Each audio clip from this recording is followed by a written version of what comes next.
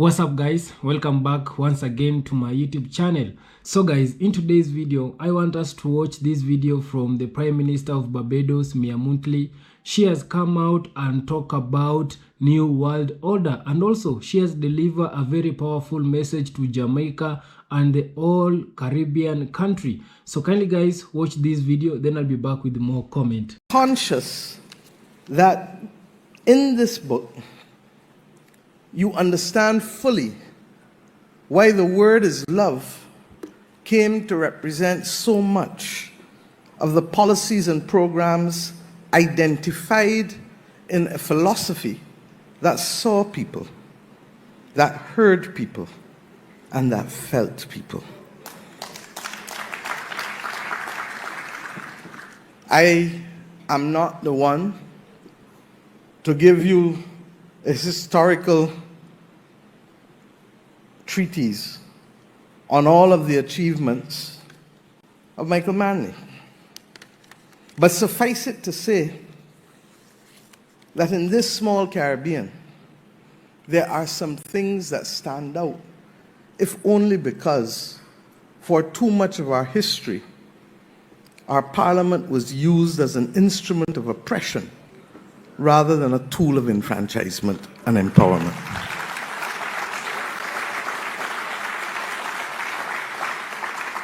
That we have not even yet reached 100 years of being able to be firm craftsmen of our fate speaks volumes. But that we have, in this short period of time, been able to reverse aspects of our legislation that literally choked us and denied us the dignity of agency and the dignity of our humanity is a major, major accomplishment. In our case, it cut across many leaders. In yours, it did. But some of these things stand out purely because of the majesty of the legislative transformation and the social transformation. The repealing of the Master and Servants Act, an iniquitous piece of legislation that sought to bind us in as close to bonds of slavery without slavery being legal.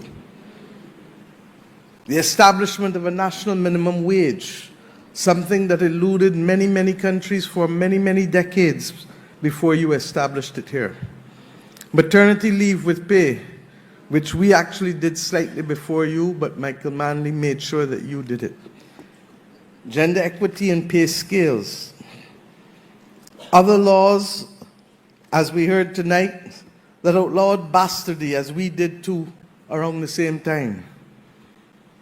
A law that established your National Housing Trust, I'm told, that transformed the fate of so many of your citizens. But it is not simply in the announcement and the passage and the recitation of these policies that it matters. It is also in the essence of the man, believing that fundamental to the building of a society is the dignity to be accorded to each and every citizen, to see, hear, and feel each and every citizen. And we take this sometimes for granted because the world in which we live doesn't even admit of it. Countries that are large sometimes don't see or feel small countries. The reality is that it is a rare, rare virtue. And for the last 6 years, I started to reflect on how much the world looked like 100 years ago. And that in truth and in fact, we are in the throes of an inflection point, a historic movement that really, really, today, causes us to have to pause. And the danger is that we might be at risk of being distracted from the fundamental things that truly make a difference to our planet and to our people, and by extension, to to our Caribbean civilization. The reality is that what we are witnessing, in my view, is really the dying of an old order without yet seeing where the new order will be located and how it will be framed. The Italian philosopher Antonio Gramsci wrote in his famous prison notebooks, and I quote, "The old world is dying, and the new world struggles to be born. Now is the time of monsters," unquote. And what are those monsters today? Is it the climate crisis? I don't refer to it as climate change because there's nothing about change in the crisis that we face. It is a season of superlatives, and it's the season of the unexpected. We see it from the droughts, to the floods, to the hurricanes, to the sargassum seaweed, to so many other things that are so unrealistic. I'm accustomed to convection rain here in Kingston, not in Bridgetown. For the last 2 years, we experienced that from August to December, almost 5 days a week.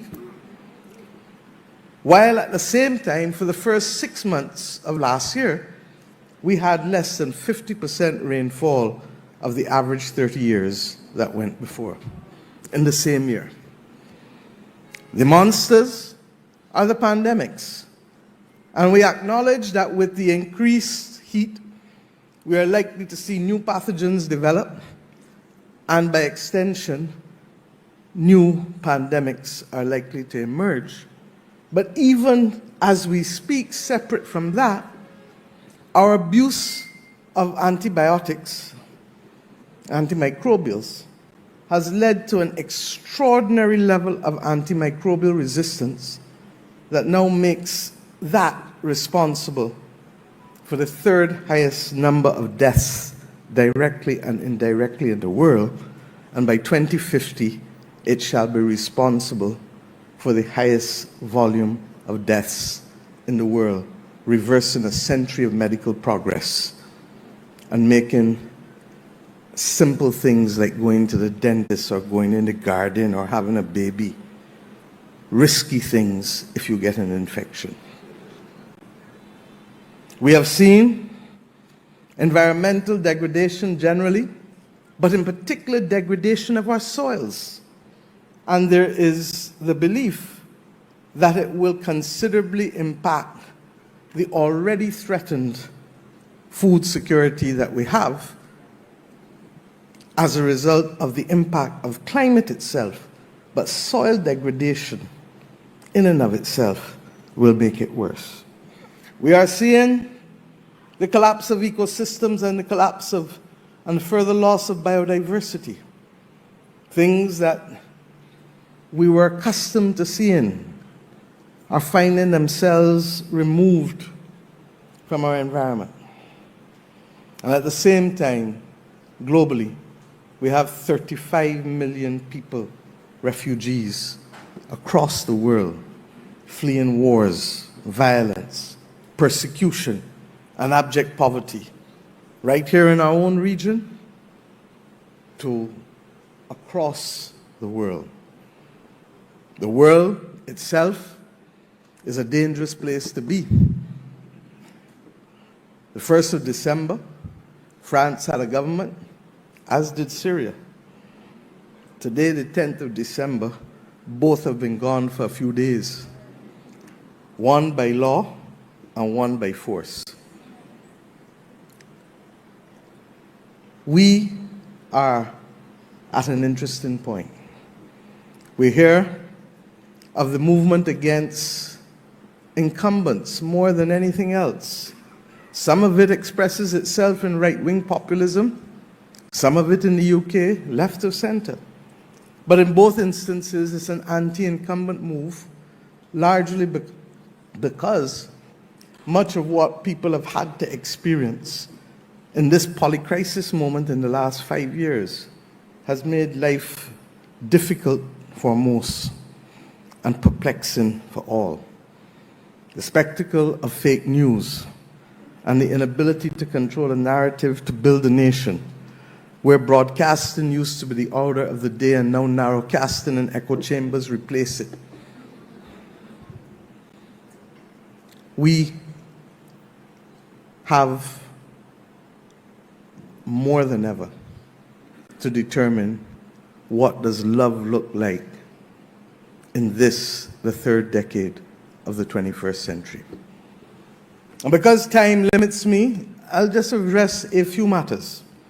One, as it relates to regional integration and foreign policy.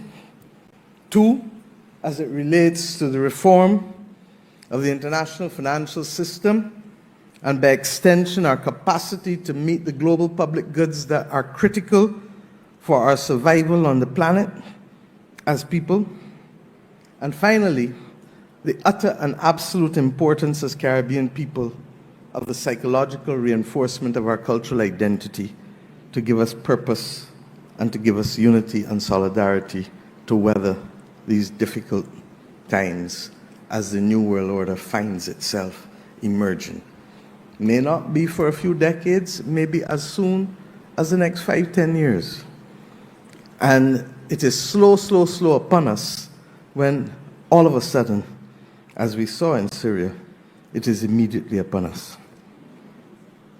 And that is the nature of the world in which we live today, where the powers that influence and the information that is generated goes way beyond the nation state. And to that extent, on this day of International Human Rights Day, one asks yourself, what will that new world order look like? And what will truly be the power of nation states? Will small states be able to survive without deep functional cooperation and pooling? Or will they become collateral victims as the world seeks to line up behind great powers yet again?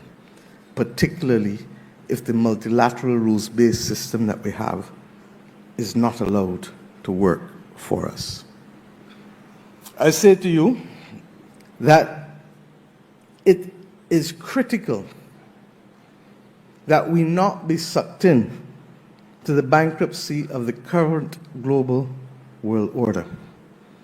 And if we go back to what love was for Michael Manley, and I'm amazed at the extent to which even the language used foretold the times in which we come to live in. There is no doubt that we are in a race against time. And those who doubt it will fail to prepare. And that, for us, means that we recognize that love fundamentally is about caring, seeing, hearing, and feeling. Fundamentally is about resilience, a word that Michael used more ahead of his time than most. And love is about transformation. We have taken long to do some of these things, not because of laziness, but because of the complexity of the root system that has caused us to be victims of another order that effectively took away from us identity and movement. And I dare say that so fundamental is the human resistance against that type of activity that I really believe that that is one of the reasons for the strong anti-incumbent movement globally, coming after 2 to 3 years of restricted movement and increased cost of living, where persons are trying to recoup losses in the shortest possible time from a pandemic, that has caused people to say, hey, you didn't see me for a few years, but watch me now, here. And if you don't realize here, I'm going to show you that here. And we've seen it country by country by country by country. But if we come to understanding what that race to become resilient must look like, it is being thrown at us more than ever through the climate crisis. And that is why, in a very real sense, the global south, in its victimhood, has a renewed sense of solidarity, because we all know that we didn't cause the problem, and that in fact we are now bearing double jeopardy, because having been the beast of burden to enrich those who built the Industrial Revolution, we are now the first victims on the front line to the consequences of the Industrial Revolution in terms of greenhouse warming.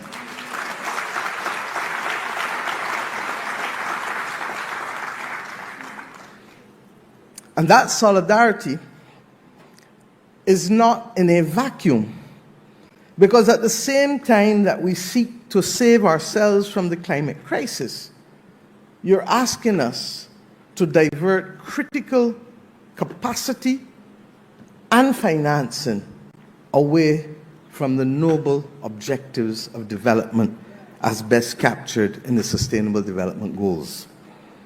It is not on. And we can no longer move in one direction to fight climate, then we can move in the other direction alone to fight development and ignore climate. We must walk and chew. And it is a false dichotomy to ask people to choose between people and planet. The foreign policy, therefore, that we have has first and foremost today to reinforce that effort that Michael Manley brought to bear in bringing unity among the global south, the former colonies, to be able to define a policy and fiscal space that was sufficiently large to pursue the policies that would empower and enrich our people and accord to them the dignity that has always been theirs, but was robbed because of the iniquitous institutions of slavery and colonialism and imperialism.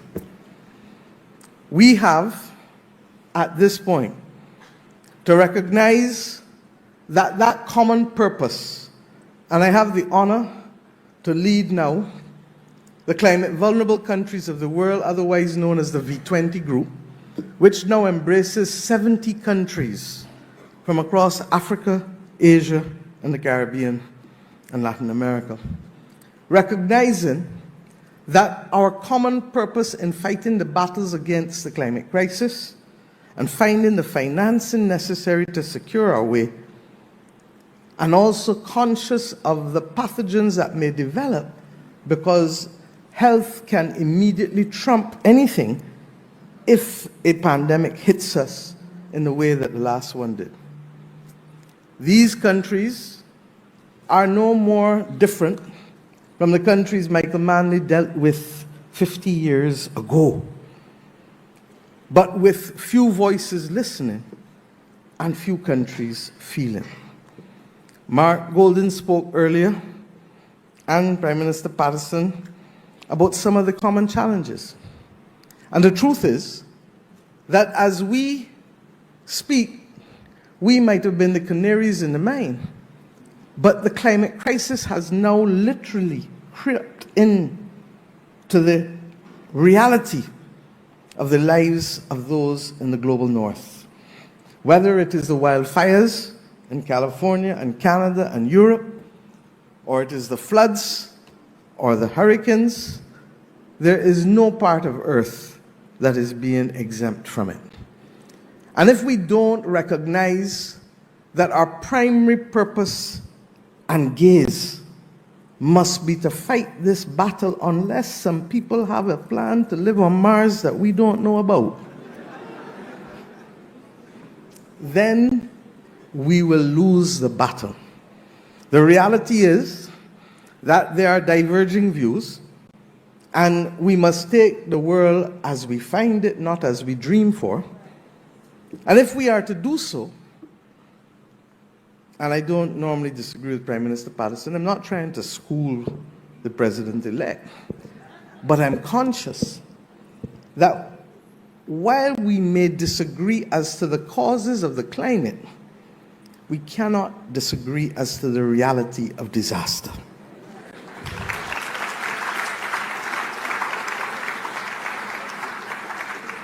And in a very real sense, our love of planet requires of us to have mature conversations that may respect the differences of what brings us to each point, but to find the commonalities for progress to be achieved, because the climate crisis is not waiting on any of us as it unleashes its furor on the world. Against that backdrop, I have said recently and repeat that if there is a way to warp size the research for the commercial application of decarbonizing technology on the fossil fuel industry, bring it on. Because that's what we need. And I don't say so tongue-in-cheek, because I'm conscious that there are many countries in the Caribbean now and in Africa whose capacity to finance their development was premised and may still be premised on the fossil fuel industries. But the reality is that if we want that to help be part of the equation, then we need to make sure that the technology that will decarbonize the emissions is in fact applied at commercial scale. And there are aspects of it out there, just not yet rigorous enough. And in the same way that we saw the warp speed with the vaccine research in the pandemic, that is the kind of approach that we now need with respect to the technology.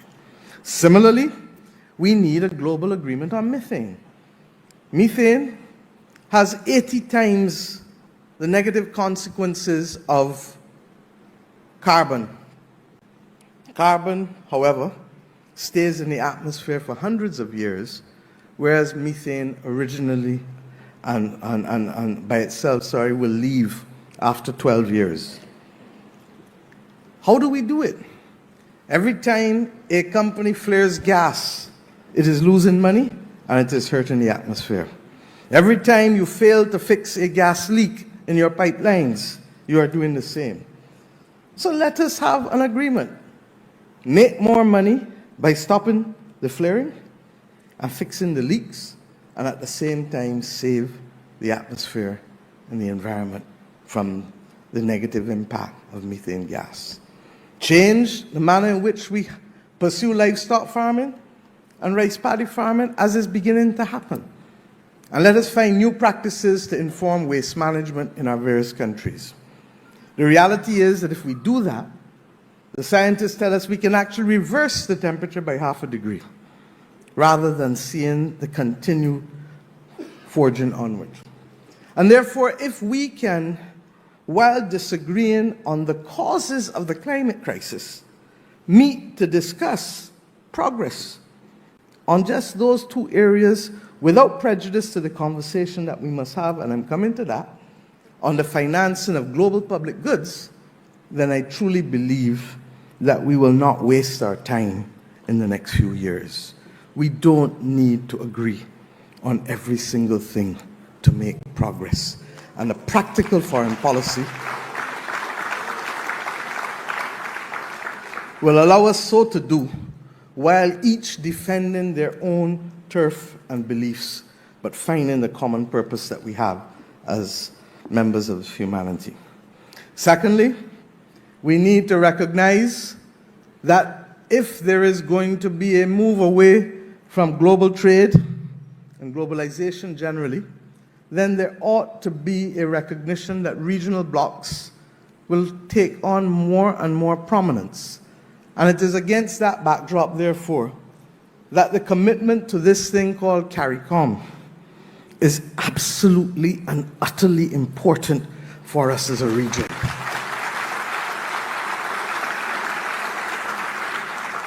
It has not escaped me that after the demise of the Federation and as a transition from CARIFTA, it was Michael Manley who in 1973, then having not been a part of CARIFTA in the 1960s when Antigua, Guyana, Barbados and Trinidad signed the Free Trade Agreement, that it was Michael Manley who brought Jamaica into the Caribbean community with respect to the Treaty of Chaguaramas on the 4th of July 1973.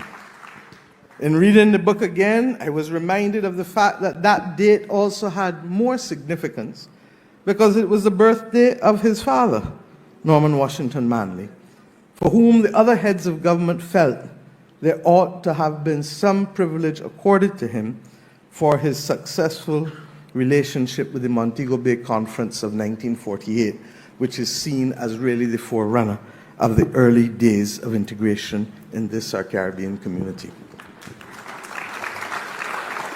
But what would love look like today? Love for him was coming together to carry on through a market that was bigger than Jamaica in the form of the Caribbean community, which was initially started as a free movement of goods, an area in which the free movement of goods would be started, but which over the decades, and Prime Minister Patterson, I pay tribute to you and Prime Minister Arthur, who, along with then President Jagdeo and a few others, Prime Minister Manning, were the principal architects of the modern, not at the time of signing, but the actual execution of the CARICOM single market and economy, and the extraordinary burden of removing over 400 obstacles to the doing of business between our countries and discriminatory treatment in a short period of time. Europe took decades, and yet we give ourselves a very, very hard rap for taking as long as we did, but we were much quicker than most would have expected. But what does love look like today? We've added since then security as a fourth pillar, and we did that coming out of Cricket World Cup when we realized, and Peter, I accord the tribute to you, we worked together then to prepare the region for security cooperation at a level never seen before in the independence movement of our region.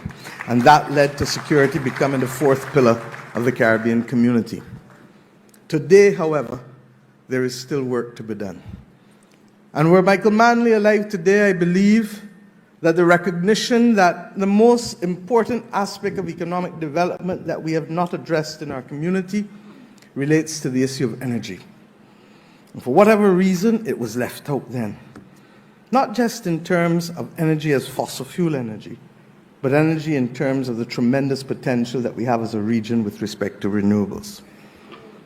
I believe that the region can no longer pursue this independently, country by country, looking and hoping to capture the attention of a small company here, or a small thing there, or a small thing there, but that there is power in having the audit done, which I've asked the International Financial Corporation to undertake for us, as to what is truly the renewable energy potential of the Caribbean community.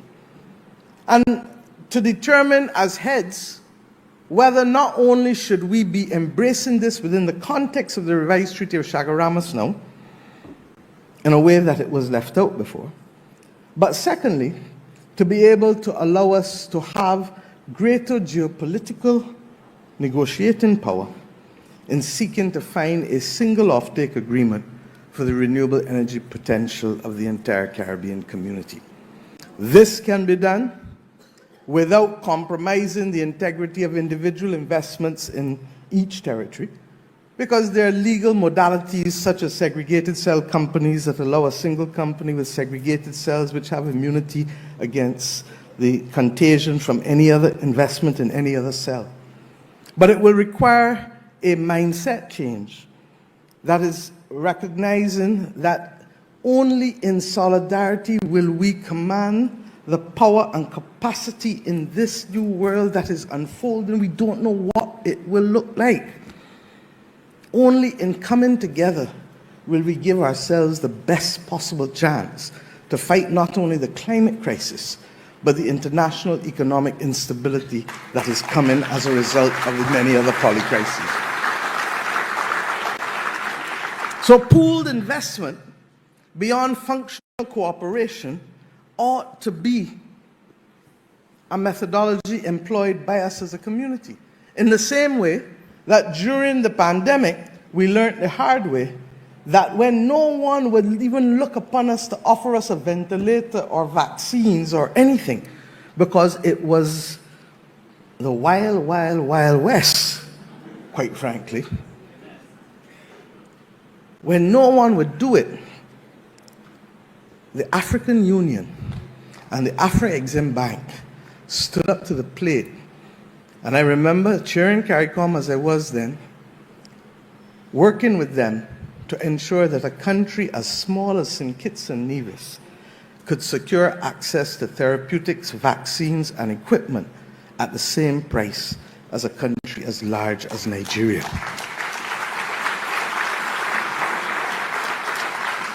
And equally, that India would then have responded, as we have celebrated recently with Prime Minister Modi's visit to the region, in being able to see us and feel us and hear us and give us when others who perhaps had deeper relationships failed so to do.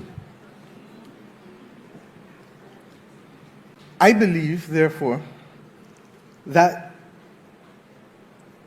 the concept of pooling, which is really a relation to functional cooperation, has to be embraced more vigorously by this Caribbean community, and that there are a number of common problems that most of us face. All of our countries, with the exception of Haiti, are underpopulated, declining and aging populations.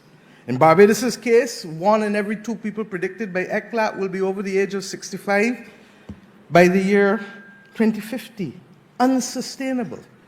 In the case of Trinidad and Jamaica, it is expected to be between 37% and 39% for the 2 countries.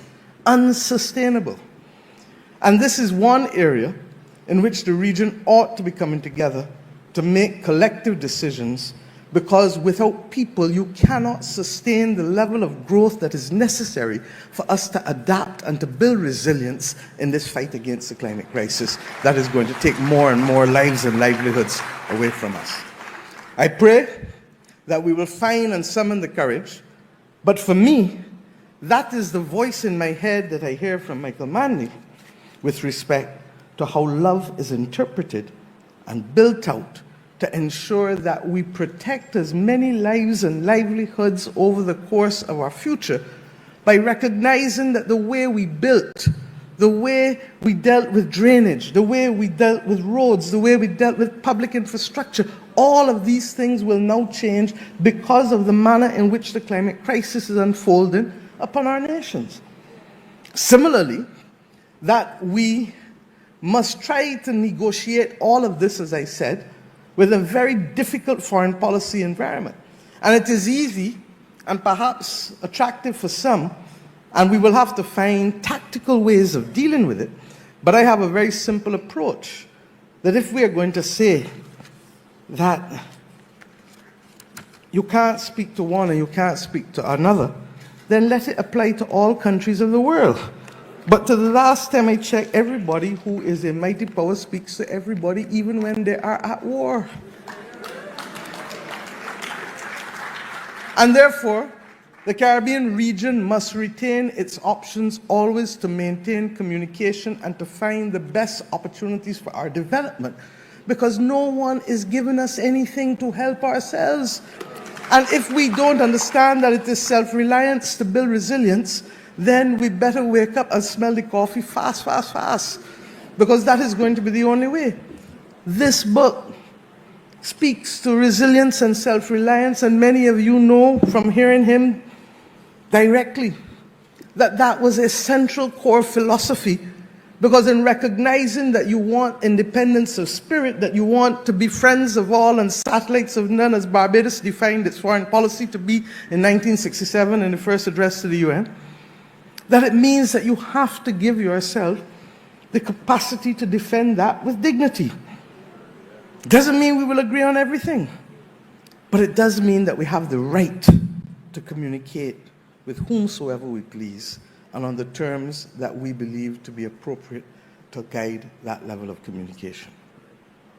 I want to suggest that one of the things, however, that we need to do is to turn inward and to see how best collectively we can work together to develop that regional self-reliance. Domestic resource mobilization is absolutely critical. And unless we can find a way of financing those resilience building activities they're not going to happen. That is why my country settled earlier this year a National Investment Resilience Plan for the next decade, because unless we have clarity as to what the public and the private sector must both do to build out those bridges of resilience, they will not happen. We have in the region a level of savings and excess liquidity that is there, in many instances earning at an interest rate much less than inflation. In my own country, a ridiculous amount of 0.1%. In the case of Trinidad and Tobago, 0.5%. In the case of the Eastern Caribbean states, 2%. In Guyana, 2%. And in truth and in fact, divisions over who should finance a CARICOM development fund, which will only reach 200 million or 250 million, really ought to be put one side and a singular focus placed on how do we unlock some of the savings of the region to help finance the resilience and the development of the region while giving people a better interest rate on their savings. It may mean deconstructing a few rules and reconstructing and putting some additional guardrails in place. But it cannot be beyond the governors of the central bank and the ministers of finance of this region to ensure that our region's people have a better chance at earning on their savings while giving us the opportunity to finance a portion of our development as we seek to build resilience and develop adaptation plans. The truth is that we will have to do so with haste. But when we do so, and in the case of Barbados, Trinidad and Tobago, the OECS, and Guyana, last week we realized that among the groupings in the Southern Caribbean, the excess savings are, and excess liquidity, is about $8 billion US. If we were to achieve just 1 or 2 billion of that, it gives us greater power in being able to mobilize the capital that is necessary globally, some of which has obviously to be grant and highly concessional funding. And that is why, and I come to discuss for us now, what is really the benefit of Michael Manley's legacy from the advocacy for a new international economic order and fairer terms for global economic activity and trade, to our own plans for the reform of the international financial system, which regrettably still carries all of the colors and trademarks of the imperial system that existed before the Bretton Woods institutions were established. When they were established, we simply did not exist as nation states. And that is why the Bridgetown initiative today has been shaped, and it is by no means me alone, and let me say that for the record. We have taken some of the best in this region and globally and brought them together because it was clear to us that we need policy space and fiscal space. And that the notion of continuing to determine what we can borrow and who we can borrow from and at what interest rates purely on the basis of historic GNI or GDP is as relevant as asking me for my blood pressure 2 years ago to determine if I will have a stroke today. Utterly, utterly useless. The reality is that in the 3 iterations of that plan that we now have, we have seen some success. Barbados was the largest issuer of commercial paper with natural disaster clauses. God forbid, somebody knock wood for me, if we get hit by a serious hurricane. It will allow us to suspend all of our debt payments for 2 years and to pay them and bring them at the back end of the loan. It will release liquidity in the vicinity of about 19 to 20% of GDP in that 2-year period.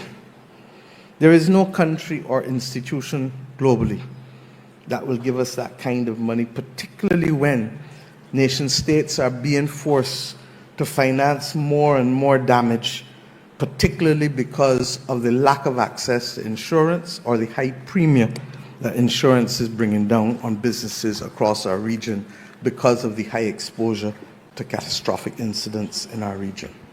That the World Bank today, under its new leadership, President Ajay Banga, has now accepted that it will do so and was responsive enough to make changes to it twice in a 6-month period, tells us that our voices are finally being listened to on key initiatives with respect to the reform of the system. That we have today a Resilience and Sustainability Trust at the International Monetary Fund, and that has the ownership of many, recognizing that this is the first long-term instrument that is being made, 20 years, 10.5-year moratorium. It is true that the one constraint is that it is for those who have a relationship with the fund. And it is true that there is no quota for loss. But it is the first time that that institution has recognized, or any Bretton Woods institution or major development bank has recognized, that vulnerability ought to be the basis for concessional funding and not simply historic GDP and GNI.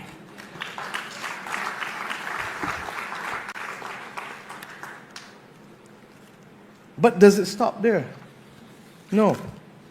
We believe, and Bridgetown 3.0 says clearly, as I said earlier, there can be no separation of people and planet, and that we need to change the rules of the game.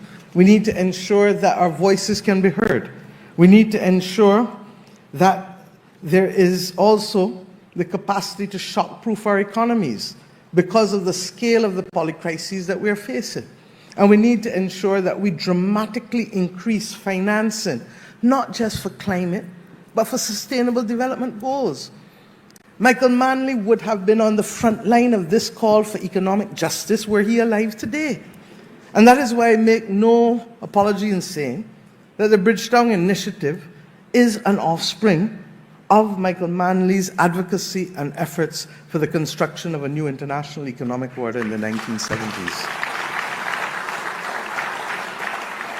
But this document goes further, because it is really asking the world to make a quantum leap in terms of recognizing that in a globally interdependent world, we must recognize that there must be a global commons and there must be the protection of global public goods.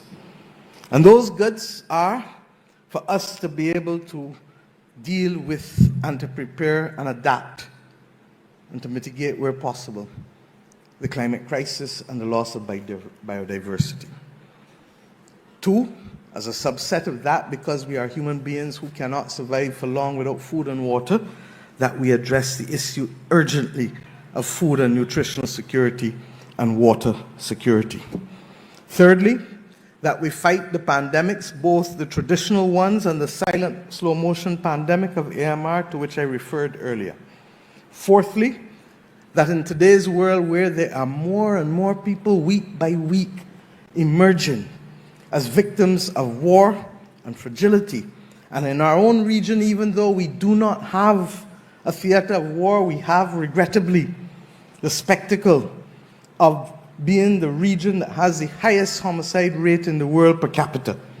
A totally unacceptable position, largely driven by paying a very heavy price, as I said recently in Barbados, for the Second Amendment rights of the Americans, because of the intrusion of guns and assault weapons that have no place in civilized society.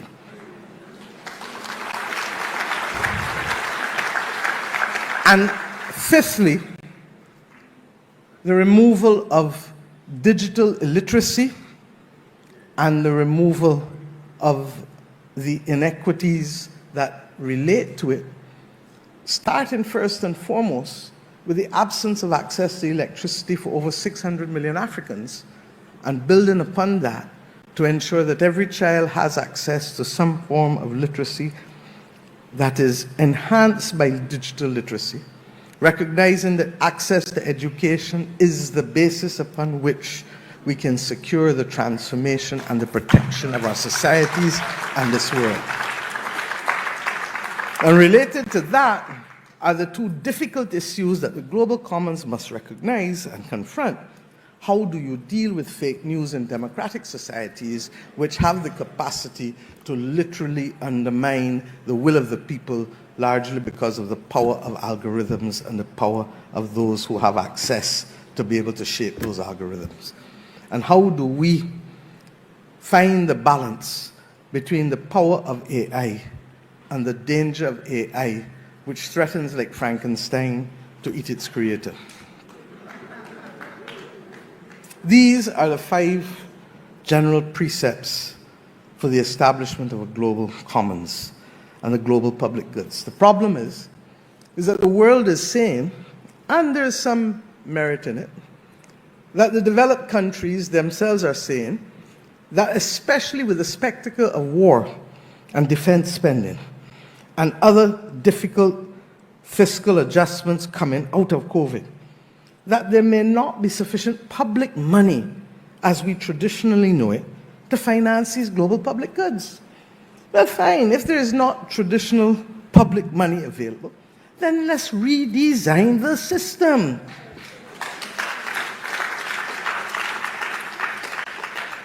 You cannot tell me that it is okay to say the polluter must pay as a principle, and we simply forget it when it comes to how we treat to the global commons. You cannot tell me that a person who commits a tort is responsible at law at damages in private law.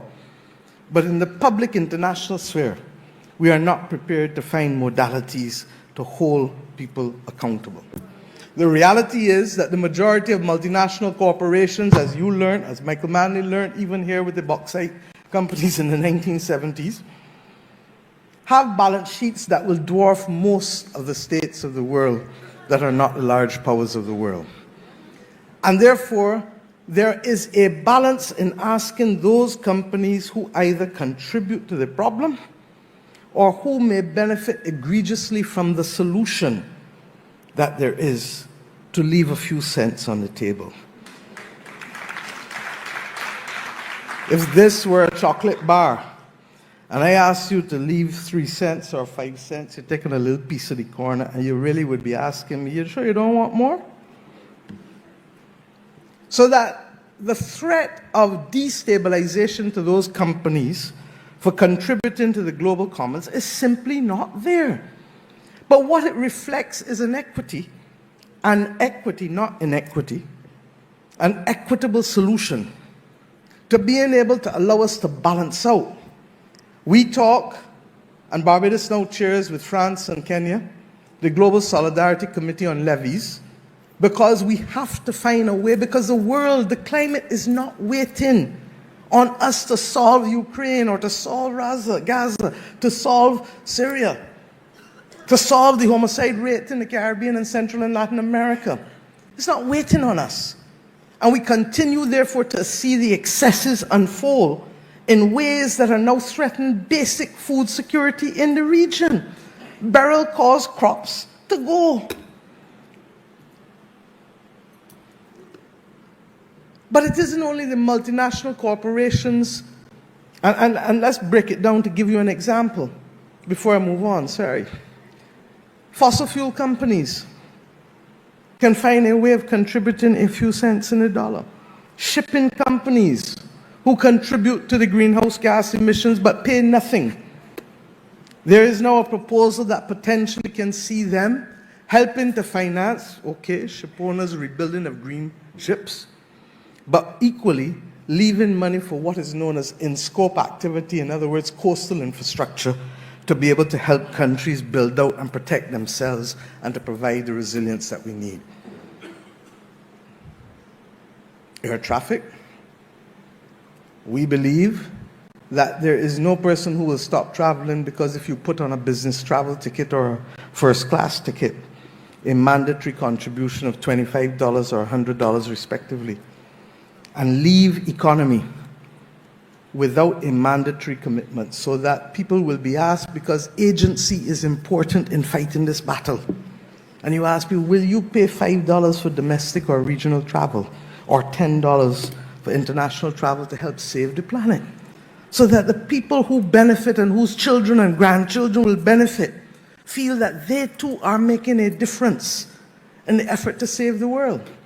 And if you took it to pharmaceuticals and to pandemic, you would expect them to put their part. And if you took it to digital illiteracy, you would expect those companies that now have market capitalizations in the trillions of dollars to leave a little something on the table so that we can secure we're not going to make all the SDGs by 2030, but we must now prioritize to build the bridges that will unlock the rest. And that must mean fighting hunger and poverty. That must mean providing education across the world. That must mean ensuring that we have the technical capacity to unfold the benefit of renewable energy while at the same time creating the opportunities for green investment, because foreign capital alone will only make us tenants in our own land, and therefore the domestic resource mobilization and the aggregation of capital is necessary to balance the equation so our own citizens do not become tenants in their own land. I say these things because I genuinely believe that in the same way we saw over centuries the evolution of the joint stock company, in the same way we saw over centuries the emergence of the nation state, in the same way that we recognize that this is the beginning of the end of a current world order, that we have to be prepared to recognize and to determine what are the things that are necessary to secure lives and livelihoods, people and planet, without being wed to systems that are no longer working for us and that were made in the image of people who only want to dominate and exploit.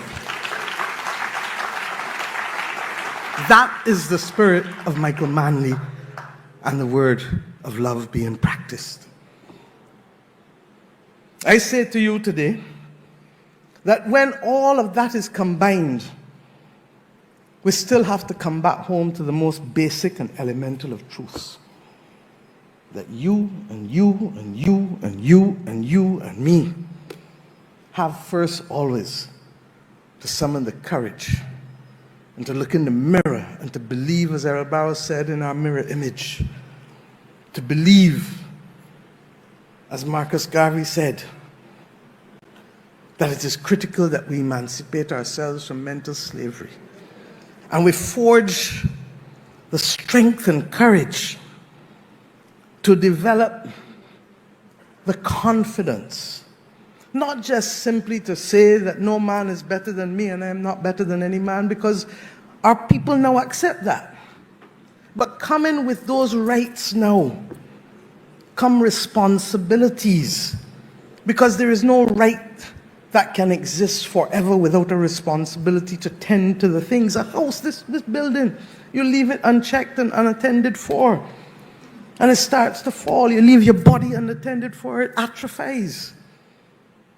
And we as a region have a duty to have mature conversations, first to begin to understand how we can reclaim the mental landscape of our own citizens, recognizing, as I did in a CARICOM Ministers of Culture meeting as a young senator in this country 33, 34 years ago, that we will never be able to stop information from flowing in unless we close down our society. And it's not practical.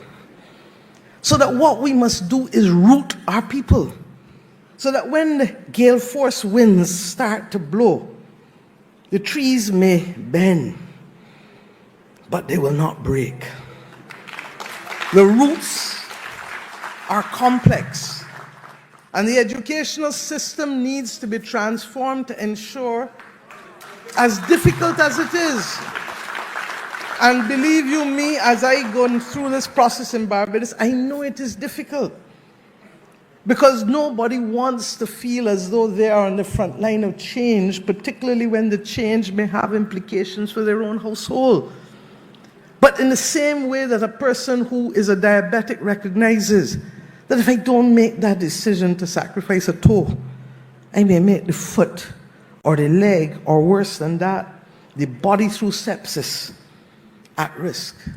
We as a region need to understand that the price of freedom is also equally the anchoring of responsibility in this Caribbean region.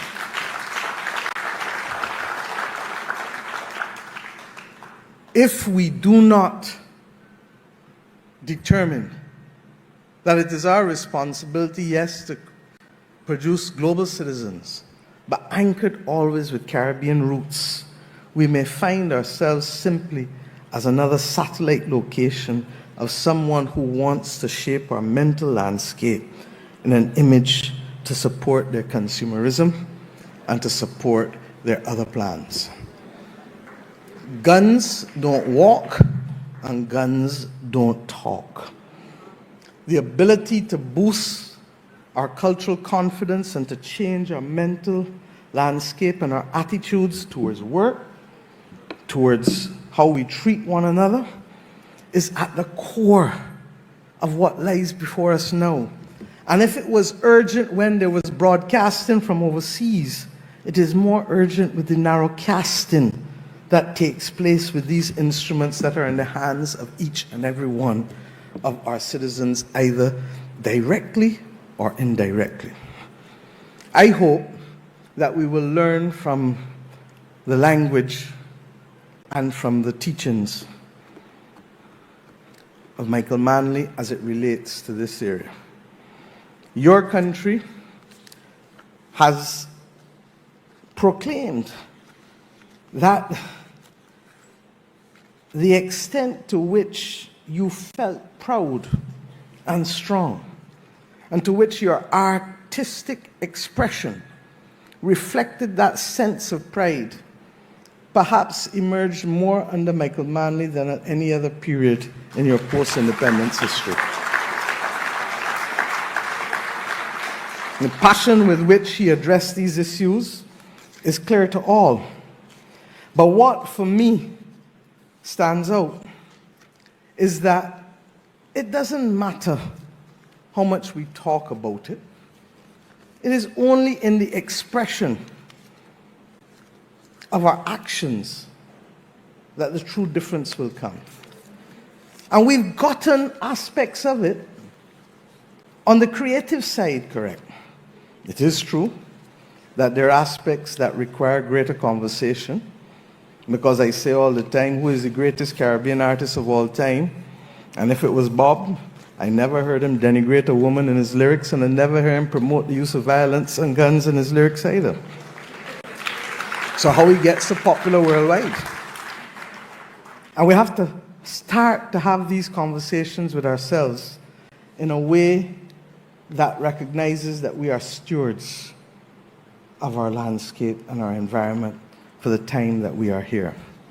I believe that that is not only going to show a benefit with respect to the reduction of violence and the management of conflict, but in the increased productivity and in the changing of our attitudes towards work, and to recognize that work is not a dirty four-letter word, as it was intended to be when slaves were forced to do it without reference to day or night, or pain or pleasure.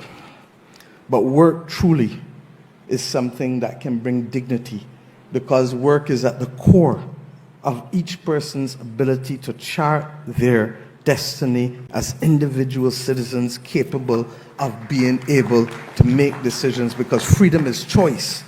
And if we can have the capacity to give a person shelter that they can earn and pay for, and food that they can earn and pay for, and the pleasures that they would like, then we will be a better society.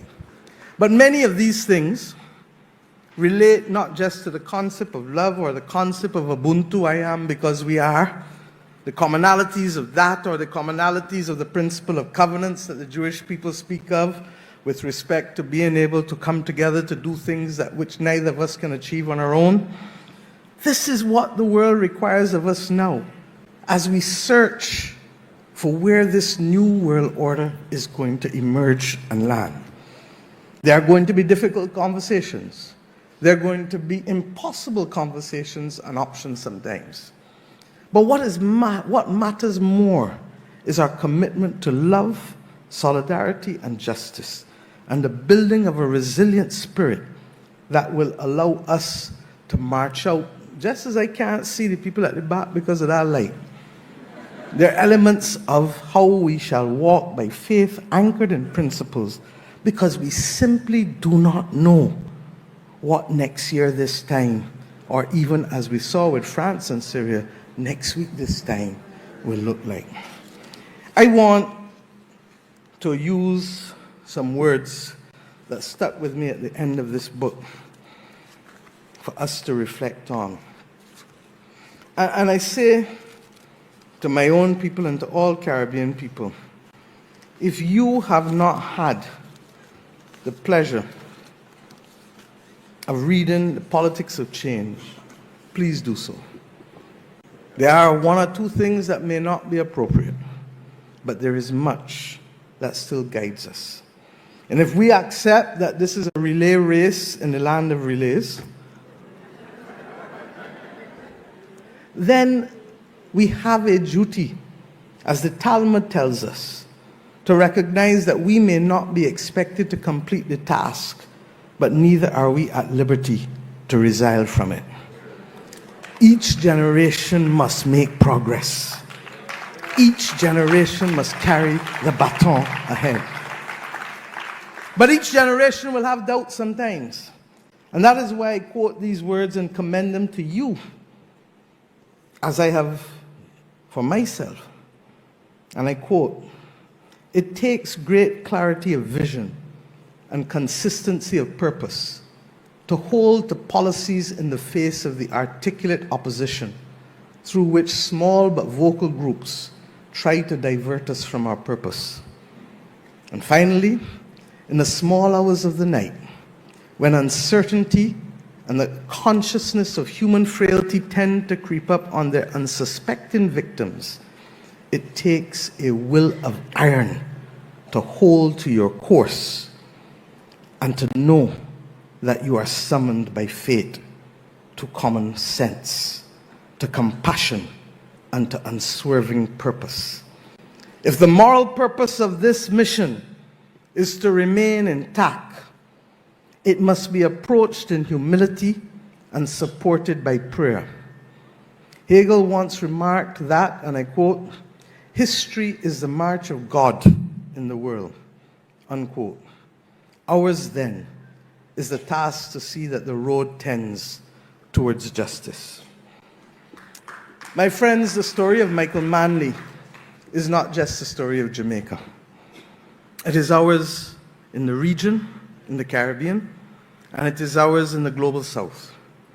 His legacy belongs to every Caribbean child who dreams, to every Caribbean worker who struggles, and indeed, to every Caribbean leader who dares to hope but remains determined to do.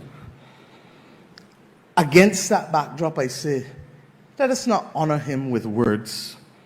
Let us make his vision our mission. Let us agree that there is a floor below which no Caribbean citizen should be allowed to go as we build out this region.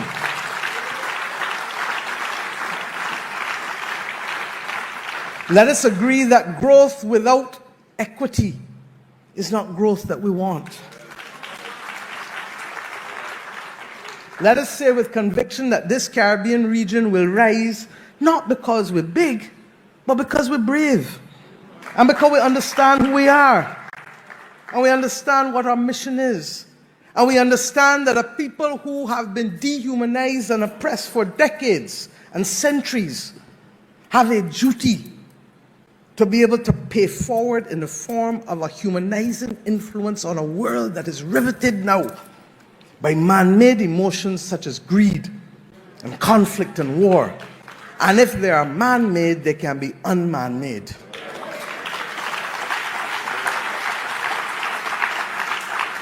Let us stay focused, not because we are rich, but because we labor in a righteous cause.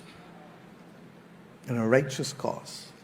And we remind the world that we who represent a little piece of every civilization on this earth know what it is to be able to want to ensure the survival of every civilization and every aspect of our humanity. We do so simply because it will lead us to our best future. And we do so because we have a love for people and planet that requires of us actions that perhaps no previous generation has had to confront in terms of the duality of extinction. Arrogance will cause us to believe that we will not become extinct as a race, but other living organisms, have become extinct in our certain knowledge. We do so believing that civilizations will remain dominant, but history is replete with civilizations that have risen and that have fallen.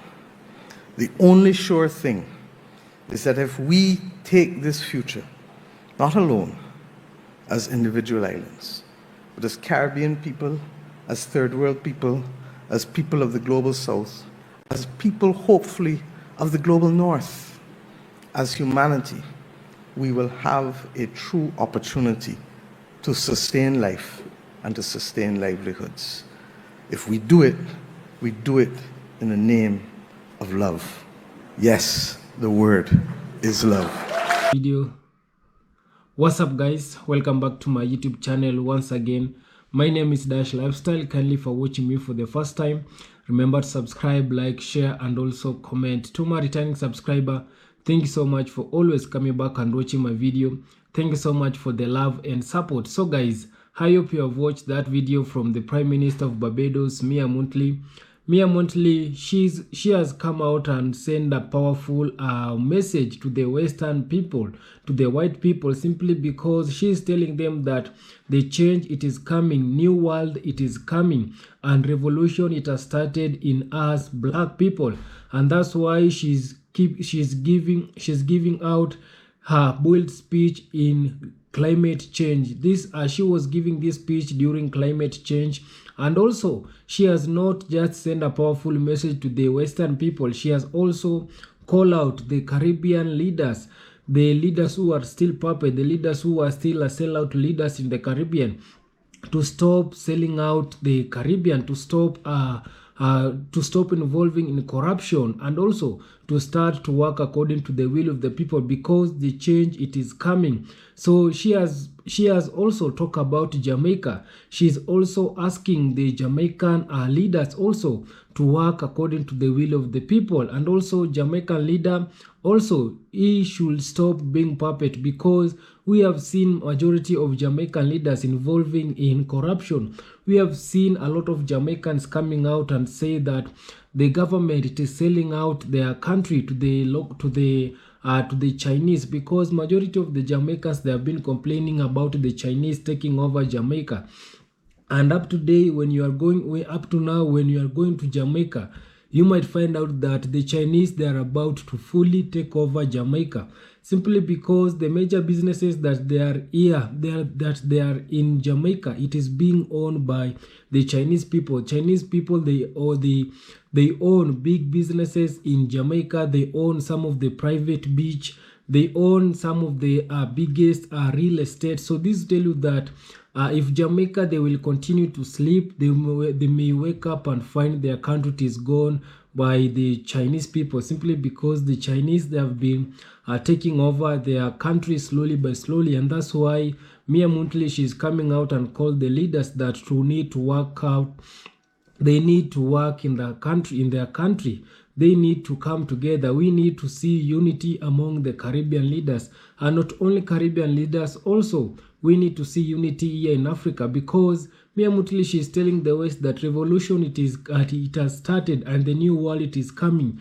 The countries that you are taking advantage of it, they are now waking up. They are now realizing how they are supposed to be. And that's why she's warning the West that you people, you have had enough of us black people. You have taken our resources, you have been benefiting from our country, but right now revolution, it has started, the change, it has started. So we are now changing the world, and the world, it is now changing. So kindly guys, I don't want to talk too much. You can give also your thought on the comment section, and also you can subscribe if you haven't. You can like this video, share, and also comment. See you on my next one. Bye bye.